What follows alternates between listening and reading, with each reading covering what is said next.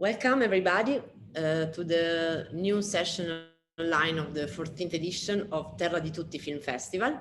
My name is Chiara Cruciati. I'm a journalist from the Italian newspaper Il Manifesto and chief editor of the web agency NENA News.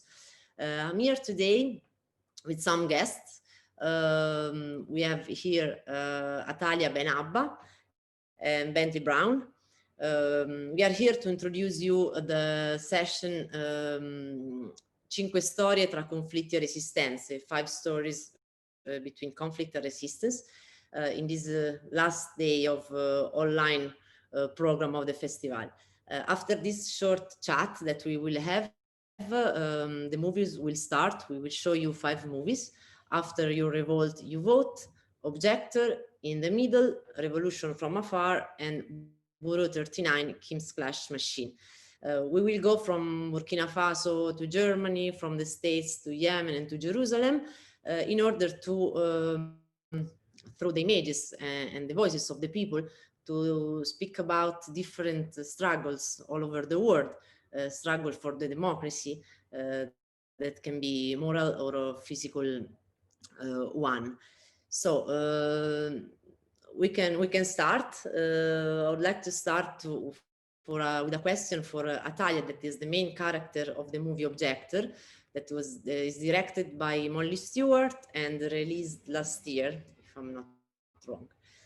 Atalya, the movie speaks about your choice to refuse to enlist in the Israeli army, and because of your choice, you spend 110 days in jail. In the movie, we can see, I mean, the path that brought you to this choice, and also the main direct consequence of your objection, that is the jail time. But there are also other consequences that maybe are less visible from outside.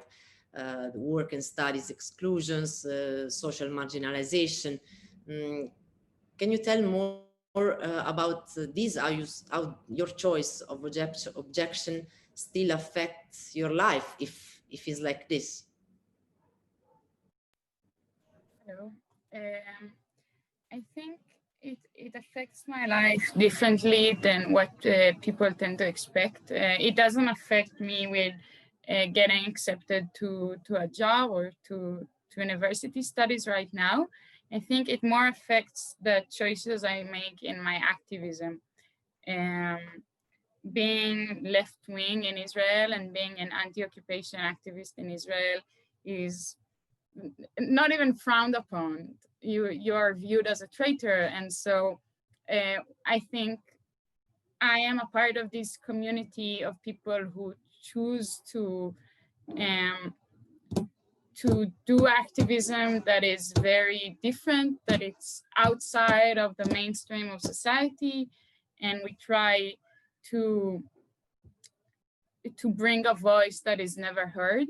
And I think in that way, I feel how different I am viewed, because I'm not a part of the Zionist voice in Israel. And that makes me and my partners in activism very different.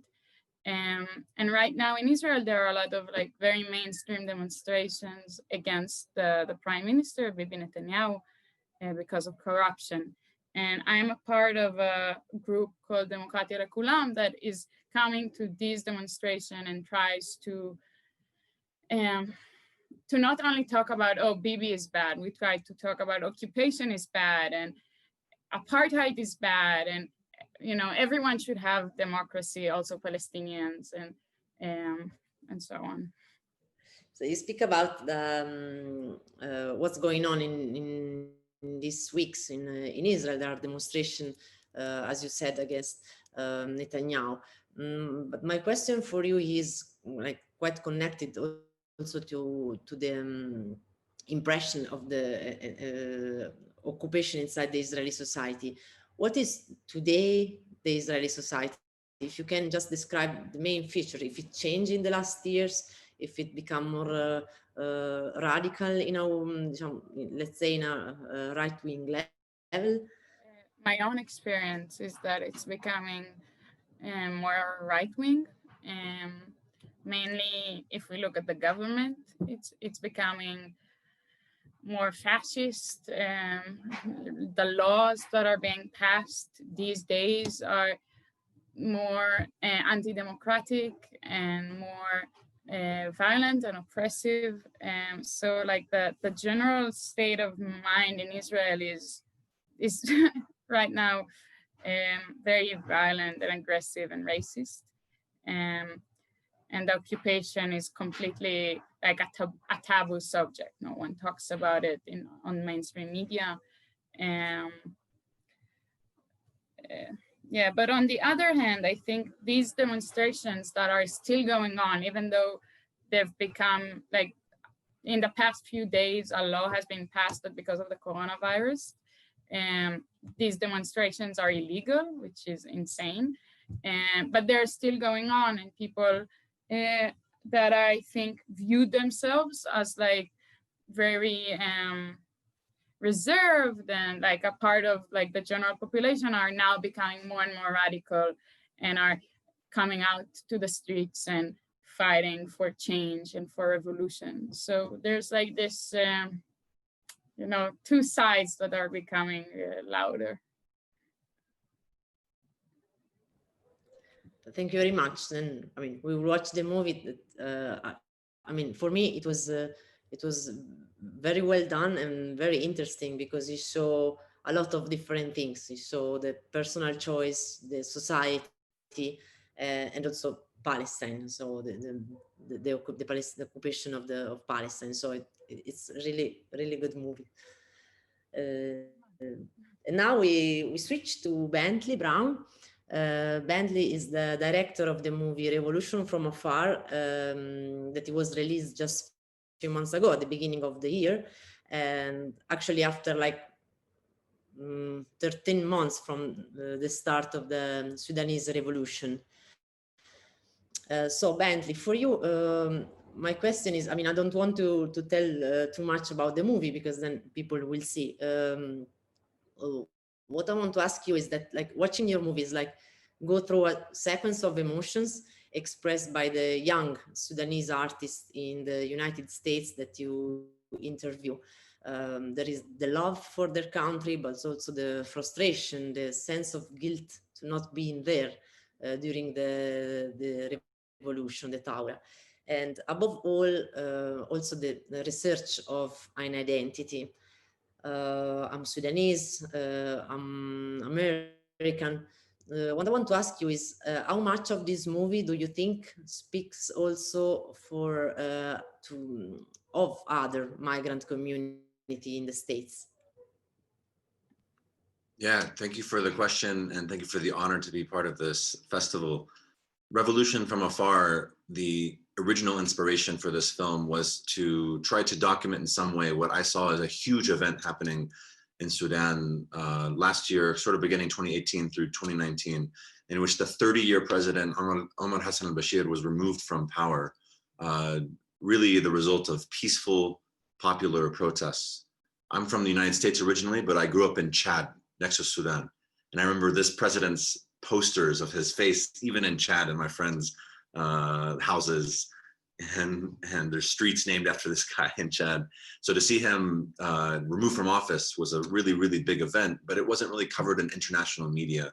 So I looked for a way to hear from people in Sudan, particularly outside of Khartoum, about this, but I wasn't able to go to Sudan. And I realized actually a lot of my Sudanese American friends, some of whom I had made films with before, also were in a similar position and probably feeling more of a sense of responsibility, given that their parents are from Sudan, and many of them had actually left Sudan near the beginning of Omar al-Bashir's regime as 30-year president. So I started interviewing these friends, catching up with them at these events for musicians, for artists, for poets in the United States that were gathering to raise support for the revolution and awareness for the revolution back in Sudan. And I wanted to listen to them, not just as a documentation of what's going on in the revolution, but as to their own psychological, emotional experience being cut off from the revolution physically. Like I mentioned, many of them, their parents had left because of this regime. So they naturally have a desire to be revolutionary, to seek change and improvement for Sudan, which many of them view as homeland.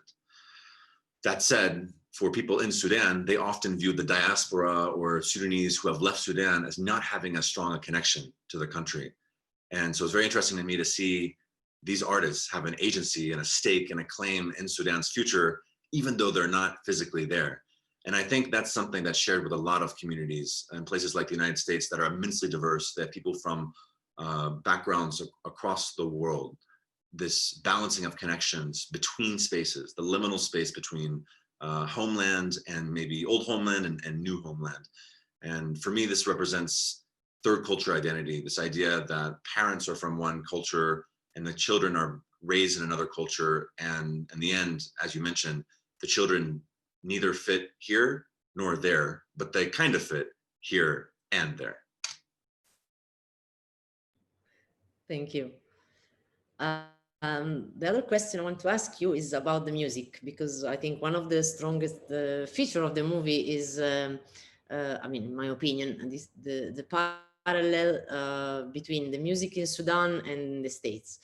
We see people dancing, singing, rapping in both places, and the message is the same. So it's like the music is one of the language of the movie. Why this choice, if it's, I mean, come up because you choose from the beginning, or you just like met in your way? I guess I shouldn't take claim for the music being such a huge part of the film, because many of my friends already were musicians and poets as well. Poetry is a very large part of this film, as well as other forms of art. There's also Khalid Al-Beh, who was organizing a big art exhibit in New York around this time, in which many of these musicians gathered.